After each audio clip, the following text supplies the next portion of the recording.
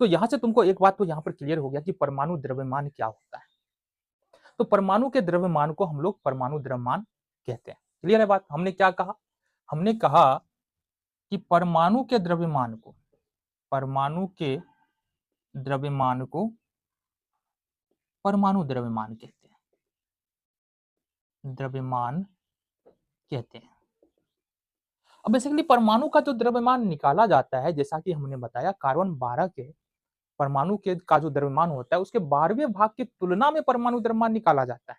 जैसे अगर हम यहाँ पर हमने यहाँ पर बताया है, जैसे फास्फोरस का परमाणु द्रव्यमान 31 यू है। इसका मतलब है कि फास्फोरस जो है वो कार्बन 12 के परमाणु द्रव्यमान के 12वें भाग से 31 गुना भारी है। जैसे कि सोडियम मैग्नीशियम का परमाणु द्रव्यमान 24 यू है। इसका मतलब मैग्नीशियम का जो एक परमाणु है कार्बन 12 के परमाणु द्रव्यमान के 12वें भाग से 24 गुना क्या है? भारी है। तो परमाणु द्रव्यमान बेसिकली एक तुलनात्मक द्रव्यमान है जो कार्बन 12 के परमाणु द्रव्यमान के 12वें भाग की तुलना में याद किया जाता है। क्लियर है बात? चलो जी, अब यहां पर हमारे सामने प्रश्न आया कि ग्राम परमाणु द्रव्यमान क्या होता है? ग्राम परमाणु द्रव्यमान क्या होता है? आओ जरा, कुछ नहीं होता है, बस परमाणु द्रव्यमान को तुम समझ रहे हो तो ग्राम परमाणु द्रव्यमान भी कुछ नहीं है। ग्राम एटॉमिक मास, किसी परमाणु, ग्राम, यहां पर देखो ग्राम में व्यक्त, ग्राम में व्यक्त किसी परमाणु का द्रव्यमान, किसी परमाणु का द्रव्यमान ग्राम परमाणु द्रव्यमान कहलाता है। ग्राम परमाणु द्रव्यमान कहलाता है। अब कहने का मतलब क्या है? ग्राम परमाणु द्रव्यमान और परमाणु द्रव्यमान में अंतर क्या है? कुछ अंतर नहीं, बस थोड़ा सा अंतर है, एकदम बहुत ही कम। जैसे कि सपोज हम यहाँ पर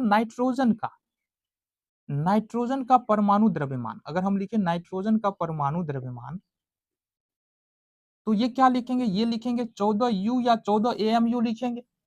ठीक है, तो यहाँ पर नाइट्रोजन का परमाणु द्रव्यमान 14 यू है। अब हम लिखे नाइट्रोजन का ग्राम परमाणु द्रव्यमान, परमाणु द्रव्यमान, तो बेसिकली तुमको कुछ नहीं करना है, 14 को 14 रखेंगे और यहाँ यू जो लगा है ना इसके बदले में हमको ग्राम में लिख देना है। तो हमने पहले ही कहा है ना, ग्राम में व्यक्त किसी परमाणु का द्रव्यमान हमारा ग्राम परमाणु द्रव्यमान कहलाता है।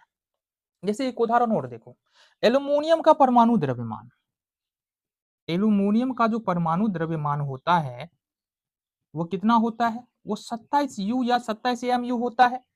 अब अगर हम एल्यूमिनियम का ग्राम परमाणु द्रव्यमान देखे, ग्राम परमाणु द्रव्यमान देखे, तो ये बेसिकली हो जाता है हमारा 27 का 27 है, यू के जगह पर सिर्फ हमको क्या करना है? ग्राम लिख देंगे। तो ये हो गया तुम्हारा ग्राम परमाणु द्रव्यमान। अब जरा बात करें कि आणविक द्रव्यमान क्या होता है और ग्राम आणविक द्रव्यमान क्या होता है। तो यहां पर देखना है हमको कि आणविक द्रव्यमान और ग्राम आणविक द्रव्यमान क्या होता है। और जरा देखिए, कुछ नहीं होता है ग्राम आणविक द्रव्यमान। बस अगर हमको परमाणु द्रव्यमान के बारे में पता है तो आणविक द्रव्यमान भी इजीली हम लोग क्या कर सकते हैं? निकाल सकते हैं। आणविक द्रव्यमान का मतलब क्या है? आणविक द्रव्यमान का मतलब है कि हम अणु के साथ डील कर रहे हैं। किसके साथ? अणु के साथ डील कर रहे हैं।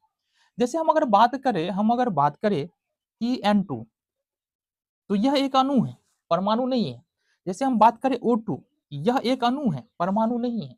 जैसे अगर हम बात करें H2O, तो यह एक अणु है, यह परमाणु नहीं है।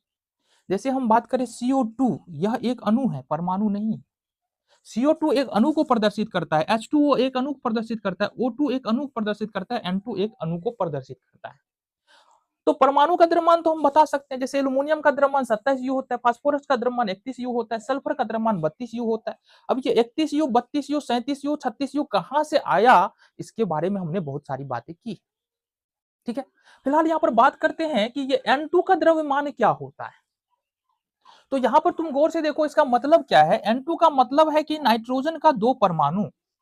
ठीक है, तो यहां पर देखेंगे N2 का आणविक द्रव्यमान, N2 का आणविक द्रव्यमान, तो क्या करेंगे बाबू? नाइट्रोजन के एक अणु में नाइट्रोजन के 2 परमाणु, नाइट्रोजन के एक अणु में नाइट्रोजन का 2 परमाणु है, तो N2 का आणविक द्रव्यमान क्या होगा? 2 गुने नाइट्रोजन का द्रव्यमान।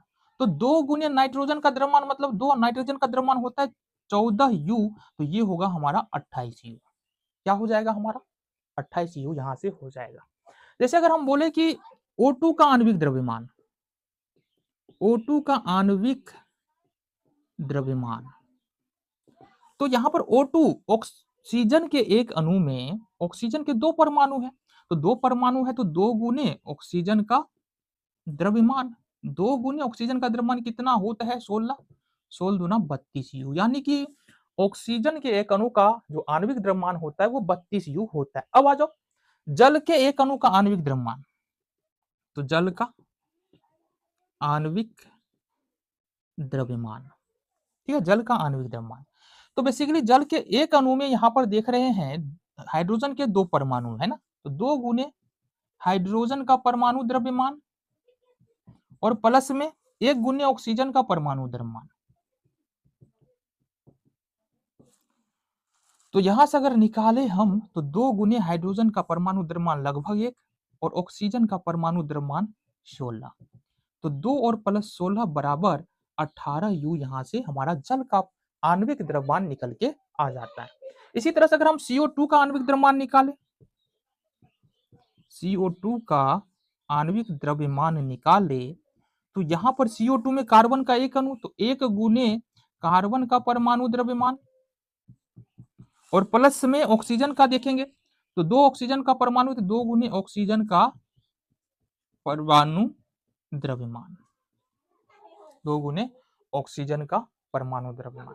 तो यहां से अगर हम ऑक्सीजन का परमाणु द्रव्यमान देखें, यहां से देखो सोल्व करो, 1 गुने कार्बन, कार्बन का परमाणु द्रव्यमान कितना होता है 12 यू होता है, 12 यू होता है, देखो यहां से 12 यू है, और प्लस में 2 गुने ऑक्सीजन का परमाणु द्रव्यमान कितना होता है 16 होता है। इसको सोल्व करो जी, सोल्व करो, 12 एकम 12 प्लस 16 दूना 32 बराबर 44 यू, क्या निकल के आ गया 44 यू, ठीक है। तो कहने का मतलब है कि आणविक, ये तो समझ में आ गया आणविक द्रव्यमान होता क्या है, तो किसी अणु में उपस्थित कुल परमाणुओं के द्रव्यमानों के योग को हम लोग आणविक द्रव्यमान कहते हैं। हमने क्या कहा, किसी अणु में उपस्थित मतलब H2O के अणु में उपस्थित हाइड्रोजन का 2 परमाणु, ऑक्सीजन का 1 परमाणु है, तो यहां पर हाइड्रोजन के 2 परमाणु और ऑक्सीजन के 1 परमाणु के जो द्रव्यमान का योग होगा वही हमारा H2O का आणविक द्रव्यमान होगा। तो हमने क्या कहा, देखो किसी अणु में उपस्थित, किसी अणु में उपस्थित उपस्थित परमाणुओं के है ना, क्योंकि एक परमाणु तो होता नहीं, परमाणुओं के द्रव्यमानों का योग उस अणु का आणविक द्रव्यमान कहलाता है।